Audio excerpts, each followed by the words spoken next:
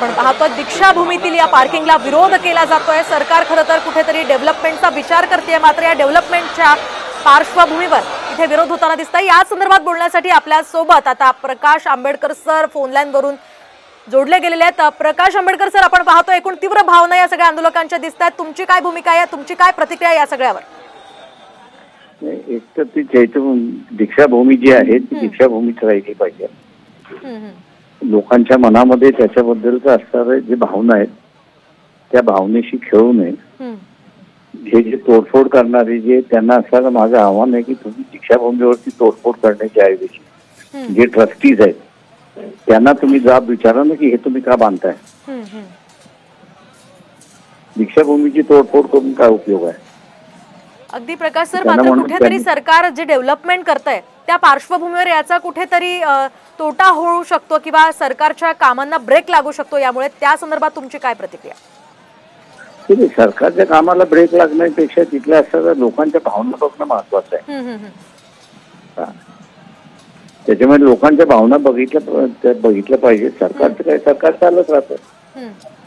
या संदर्भात सुद्धा सरकारनं जर दखल घेतली नाही तर या सगळ्या अनुयायांच्या किंवा तुमच्या नंतरच्या मला एकंदरीत असं दिसतंय की जे ट्रस्टीज आहेत त्यांना असं लोकांनी विचारलं पाहिजे की तुम्ही का जागा किती दिलेली आहे। शासनाने दिलेली जागा आहे ती, शासनाने दिलेली जागा दीक्षाभूमीसाठी होती। असेंब्लीमध्ये त्याच्या संदर्भातला ठराव झालेला आहे आणि त्यांनी त्याची असणारी देखभाल करण्यासाठी जे ट्रस्टी आहेत त्या ट्रस्टीची त्याची देखभाल केली पाहिजे। ते जर परमिशन देणार असतील तर लोक त्यांच्या विरोधात जाणार आहे। आणि म्हणून म्हटलं की लोकांनी दीक्षाभूमीचं तोडफोड करण्याच्या ऐवजी त्या ट्रस्टीजना विचारा तुम्ही परमिशन का दिली म्हणून। अगदी नक्कीच प्रकाश सर, आपण जर पाहिलं तर तीव्र आक्रमक पद्धतीने हे आंदोलन सध्या होताना दिसतंय, कारण या बांधकामाच्या साहित्याची सुद्धा तोडफोड होते। त्यामुळे हे बांधकामाचं जे घाट सरकारनं घातलेलं आहे, ती पार्किंगची जी सगळं बांधकाम आहे ते तुम्ही रद्द करायला लावणार आहात का? हो, ते बांधकाम तिथे मोकळी जागा फार आहे, तरी सुद्धा सरकारनं जर दखल घेतली नाही तर तुमची भूमिका काय असेल? असणारा बरीच ते दीक्षाभूमीच्या आजूबाजूला असणारा अनेक जागा आहे की जिथे पार्किंग केलं जाऊ शकते, तेव्हा इथेच का? अगदी, मात्र तरी सुद्धा सरकारनं सर दखल घेतली नाही तर तुमची भूमिका काय असेल? आंदोलन बरोबर राहणार आम्ही। आणखी तीव्र हे आंदोलन होणार?